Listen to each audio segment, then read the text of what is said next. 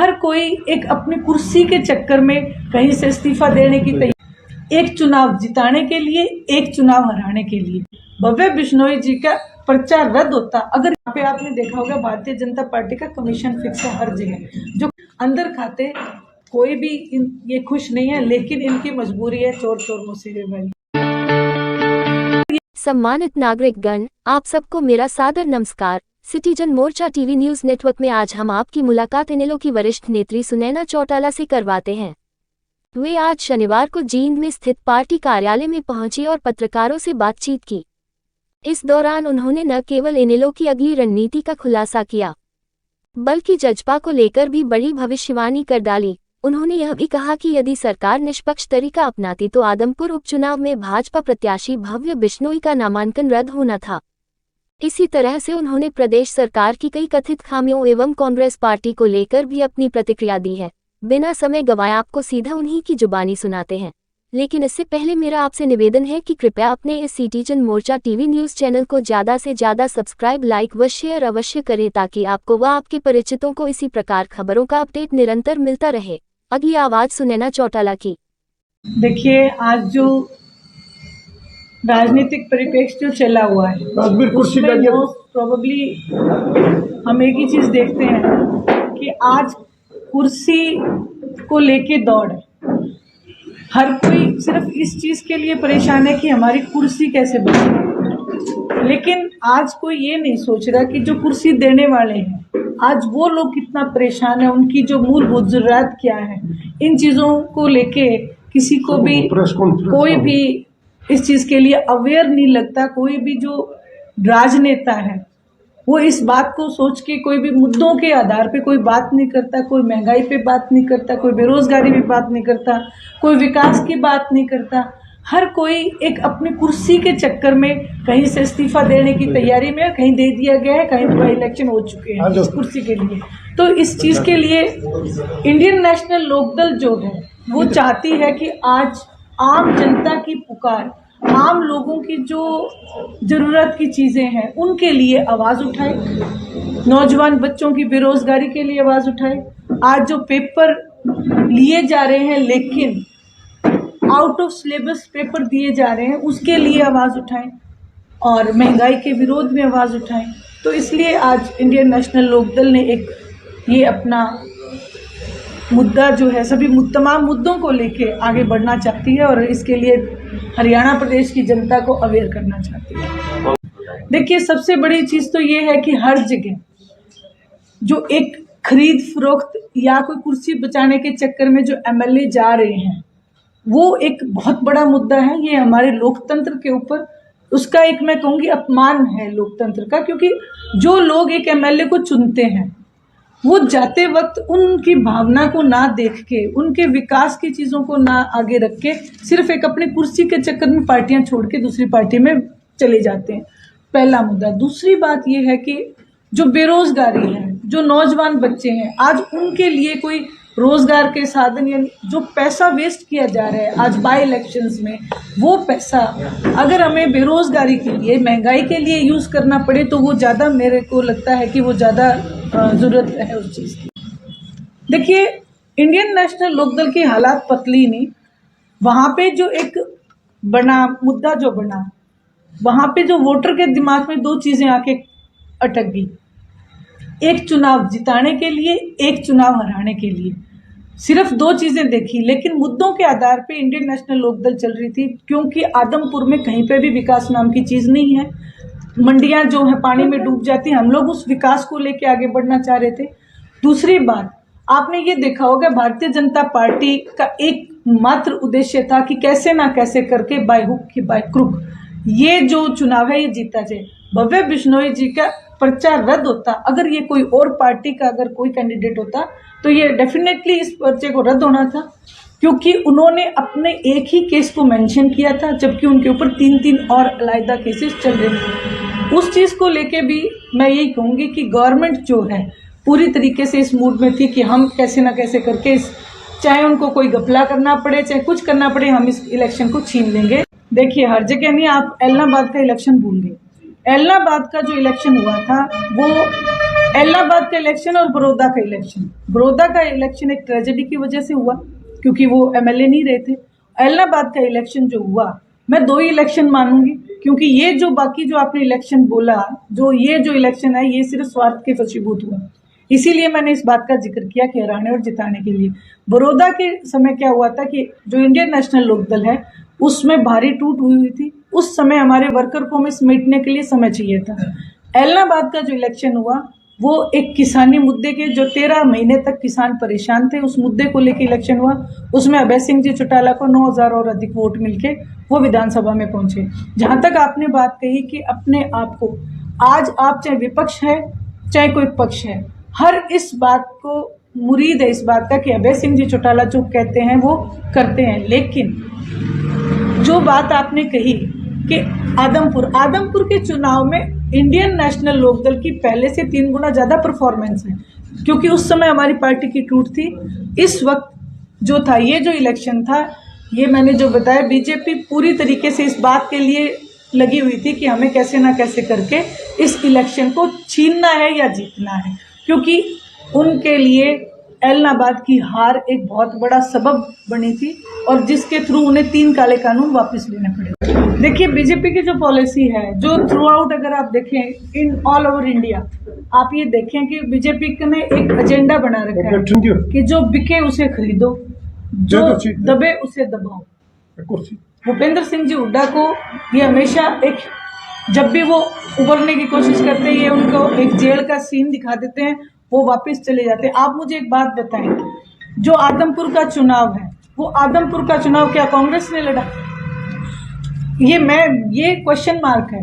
कांग्रेस ने ये चुनाव नहीं लड़ा, ये सिर्फ एक हुड्डा गुट ने चुनाव लड़ा है। कांग्रेस ने चुनाव ही नहीं लड़ा क्योंकि यहाँ पे गुटबाजी इतनी ज्यादा उभर के आ चुकी है। ऐसे में लोगों ने सोचा कि कोई फर्क नहीं पड़ता कि अगर इसको डाल दे। वो चाहते थे, कुछ लोग जो वहां पे ये चाहते थे कि भव्य बिश्नोई को कैसे हराएं, और कुछ लोग ये चाहते थे कि भव्य बिश्नोई को कैसे जिताएं, ताकि एक लोगों के दिमाग में एक बात है कि जो मौजूदा गवर्नमेंट है और गवर्नमेंट के साथ अगर जाएंगे तो हो सकता है कल थोड़े मोटे जो हमारे काम है वो हो जाएंगे, जो कि मुझे नहीं लगता कि होंगे, लेकिन फिर भी लोगों की एक उम्मीद होती है और लोगों का जो फैसला है वो मैं यही कहूँगी सर्वमान्य होना चाहिए। और जनता जनार्दन है, जनार्दन नाम भगवान का है, उनका फैसला वो। देखिए, मैं आपको ये कहना चाहूँगी, अभय सिंह जी चौटाला ने इस्तीफा दिया, इलाहाबाद का चुनाव हुआ, उसके बाद में 25 सितंबर की जो रैली हुई, वो इस बात का एक बहुत बड़ा जवाब है अपने आप में कि पिछली जितनी भी रैलियां सबके रिकॉर्ड टूटे और वहां पे तीसरे मोर्चे के गठन की तैयारी हुई और सभी, आपने देखा होगा, सभी जो भी आए थे, जितने भी नेतागण आए थे, उन्होंने सभी ने ओम प्रकाश जी चौटाला को, अभय सिंह जी चौटाला को इस बात के लिए बधाई दी थी कि भी आपने जो इतनी बड़ी भीड़, इतनी बड़ी मात्रा में जो आगे हमारे महिलाएं बैठी हैं, पुरुष बैठे हैं, जो हिले तक नहीं, तो उन्होंने इस बात के लिए बधाई दी थी। ये अपने आप में एक जवाब है। इंडियन नेशनल लोकदल गेन ही कर रही है, उसके बाद मुझे नहीं लगता कि पीछे मुड़ के हम देखेंगे। देखिए, वो सभी अभय सिंह जी चौटाला के संपर्क में हैं जो भारतीय जनता पार्टी की नीतियों से बहुत ज़्यादा आहत है, वो सभी उनके संपर्क में हैं और जल्दी इन सब चीज़ों का, क्योंकि 2023 आ चुका है और इन सब चीज़ों का, दूध का दूध और पानी का पानी जो है सब एक सेपरेट होने वाले हैं, जो हो जाएंगे। और जहाँ तक बात है वीरेंद्र सिंह जी का, तो वो उनका एक अपना, उनकी व्यक्तिगत जो सोच है वो है उनके बारे में मैं कुछ नहीं कह सकती। हाँ, मैं उनका सम्मान करती हूँ क्योंकि वो आदरणीय चौधरी देवीलाल जी का सम्मान करते हैं। देखिए, बीजेपी कंफर्ट जोन में अभी गुजरात और हिमाचल के नतीजे आने बाकी, और बीजेपी कंफर्ट जोन में इसलिए है क्योंकि बीजेपी ने एक मुद्दा ले रखा है जात पात पे लड़ाने का। वो इसलिए कंफर्ट जोन में नहीं है कि हुड्डा साहब को या अभय सिंह जी चौटाला, वो जात पात पे लड़ाने के, मैं तो इसीलिए लोगों से हर जगह जाते हुए अपील करती हूँ कि देखो, जो जात पात के ऊपर बीजेपी भारतीय जनता पार्टी लड़ाती है, उसमें एक बहुत बड़ा जवाब इंडियन नेशनल लोकदल धरातल पे काम करती है, ये सिर्फ कागजों में काम करते हैं। आज जो महंगाई की मार है उससे प्रत्येक वर्ग आहत है, प्रत्येक वर्ग परेशान है, बेरोजगारी से प्रत्येक वर्ग परेशान है। अगर धरातल पे किसी ने काम किया तो वो किसने किया, ये लोगों के अंदर ले जाने की जरूरत है, जो हम लेके जाए। देखिए, सबसे बड़ी एक चीज है, आपने जैसे जो जितना मैं जानती हूँ, आपने हिटलर भी पढ़ा होगा, ये एक राष्ट्र को जब गुलाम बनाने की मानसिकता से ये लोग बैठे हैं, सबसे पहले मीडिया के ऊपर पहरा बैठा दिया। मीडिया के ऊपर बंदूक का पहरा है, इसमें कोई दो राय नहीं। मैं आप सबकी बात नहीं करी क्योंकि मैं धन्यवादी हूँ आप सबकी, क्योंकि किसान आंदोलन से लेके आज तक हर एक कवरेज आपने दी है, जो कि हरियाणा की जनता उस चीज़ के लिए मानी जाती है कि भी सबसे पहले आवाज उठाने वाले। और जहाँ तक आप देखेंगे जो बड़े मीडियाज हैं वो वही दिखाते हैं जो बीजेपी दिखाना चाहती है। आज भी अगर वो कोई न्यूज़ दिखाना चाहें तो सबसे पहले उन्हें उसको वो वेरिफिकेशन होके कितनी जगह से जाके फिर लोगों तक पहुंचती है। आप बंगाल के चुनाव से देखें, बंगाल का जब चुनाव था तो हर एक मीडिया में ये दिखाया गया था कि ममता बनर्जी जी चुनाव हार चुकी हैं और बीजेपी वहां पे बहुत बड़े बहुमत से आने वाली है। तो ये कहीं ना कहीं एक बहुत बड़ा माइनस पॉइंट आ रहा है। दूसरी बात ये है कि चुनाव आयोग, जैसा कि मैंने कहा, भव्य बिश्नोई जी का एक तरीके से उनका जो नामांकन है वो रद्द होना चाहिए था, क्योंकि उन्होंने झूठ बोला। तो एज पर रूल नहीं चल रहे। ये सब चीज़ें जो हैं ये हमें कहीं ना कहीं इनके लिए भी एक संज्ञान लेना पड़ेगा। दूसरा, मैं तो ये भी कहूँगी कि जो बैलेट पेपर है वो यूज़ होना चाहिए, क्योंकि उसमें सब चीज़ें उभर के सामने आएंगी। कितनी जगह हमने देखा है कि मशीनों में गड़बड़ है, कितनी जगह पकड़ी भी गई हैं, लेकिन सब चीज़ें मानी नहीं जा रही हैं। और ये सब तमाम चीज़ें हैं। बिल्कुल बिल्कुल बिल्कुल जी, निश्चित रूप से जो संविधान के ऊपर भी खतरा है। अंबेडकर जी ने जो एक लोकतंत्र, एक भारत का निर्माण किया, उसके ऊपर बहुत बड़ा खतरा। देखिए, करण चौटाला जी और अर्जुन चौटाला जी, उनको समय समय पे जब डिमांड होती है तब जैसे जैसे पार्टी बुलाती है वो आ जाते हैं। और दूसरी बात ये है कि एक परिवार का मुद्दा भी चल पड़ता है। लोग ये कहने लग जाते हैं कि सारे परिवार ही परिवार आगे ऊपर कह रहे हैं। ऐसे में वैसे अभी जो जिला परिषद का चुनाव है उस करण ने ही लड़ा है, जो 27 तारीख को जिसके नतीजे आएंगे वो बहुत बेहतरीन नतीजे आएंगे। और जहाँ तक अर्जुन की बात है, जब भी फील्ड में ज़रूरत होती है युवाओं को, वो देखिए पब्लिक खड़ी हो रही है। किसान आंदोलन इस बात का बहुत बड़ा एक सबूत है।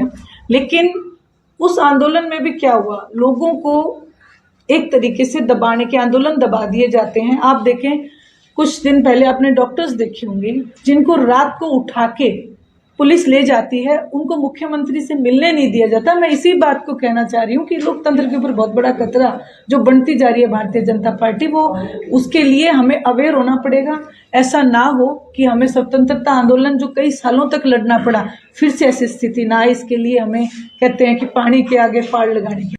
निश्चित तौर पर प्रदेश के जो हमारे जो वोटर्स हैं उनके लिए मैं बिल्कुल ये बात कहती हूँ, क्योंकि इंडियन नेशनल लोकदल जैसा मजबूत वोटर किसी के पास नहीं है और मैं उनका सम्मान करती हूँ। लेकिन जो ये फूट की, आज ये देखिए, जिन लोगों ने ये फूट की, आज उनकी स्थिति आप देखें। कुछ लालच के वशीभूत आके आम जनता का बहुत बड़ा नुकसान हुआ है, मैं इस बात को मानती हूँ। और उसी की भरपाई के लिए हम लोगों के बीच में, जनता के बीच में हम चाहते हैं कि आदरणीय चौधरी देवीलाल जी ने जो लोगों के लिए काम किए, ओम प्रकाश जी चौटाला ने जो संघर्ष किया, उस संघर्ष को आगे बढ़ाएं आदरणीय अभय सिंह जी चौटाला। और ये मैं निश्चित तौर पे कहती हूँ, जिस दिन जनता ने उनको चुना, वो ये जो तमाम जो नुकसान है उसकी भरपाई हम करके देंगे। इंडियन नेशनल लोकदल मजबूत थी, मजबूत है और मजबूत रहेगी। और जो पार्टी आपने नाम ली जजपा, वो एक तरीके से, वो कहते हैं ना, नया 9 दिन पुराना 100 दिन वाली बात है। 9 दिन रहे और उसके बाद आज आप देखें किसी भी बाई इलेक्शन में उनकी मौजूदगी आप देखें, उनके ऊपर, अब इसमें तो आदमपुर में तो फोटो तक गायब कर दी गई थी। तो ऐसे में आप खुद स्वयं अंदाज़ा लगा सकते हैं कि उनकी स्थिति कहाँ है, कैसे। देखिए, संभावना ये है कि जो लोग, जिन लोगों पे इन्होंने विश्वास किया, जिन लोगों के थ्रू ये एक, यहाँ पे आपने देखा होगा भारतीय जनता पार्टी का कमीशन फिक्स है हर जगह। जो कमीशन लेके जाते थे वो साथ साथ इनकी फाइलें भी ले जाके वहाँ जमा कराते थे।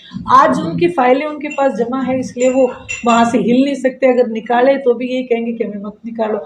आज आप देखें कि जो नगर परिषद के चुनाव थे उसमें सीधा सीधा एक मैसेज दे दिया गया था कि आप अपना अपना चुनाव लड़ें, लेकिन उसके बाद मीटिंग हुई, बैठे, जो भी हुआ, लेकिन उसके बाद ये हो कि नहीं हम इकट्ठे होंगे। लेकिन जो इनकी फूट है वो तो उभर के लोगों के नज़रों के सामने आ चुकी है। आदमपुर चुनाव में फोटो ना होना इस बात का एक बहुत बड़ा सबूत है। अंदर खाते कोई भी ये खुश नहीं है, लेकिन इनकी मजबूरी है, चोर चोर मुसीबे भाई। देखिए, मैं किसी व्यक्ति विशेष के लिए कुछ नहीं कहूँगी, क्योंकि मैंने जो बात कही आपको कि जो कमीशन लेके जाने वाले वो फाइलें भी लेके जाते रहे, इसमें सब चीज़ें आ जाती। नहीं, मैं नहीं जानती। नहीं नहीं, मैं जानती नहीं, ना मैं उनसे कभी मिली, ना मैं उनको इतना जानती।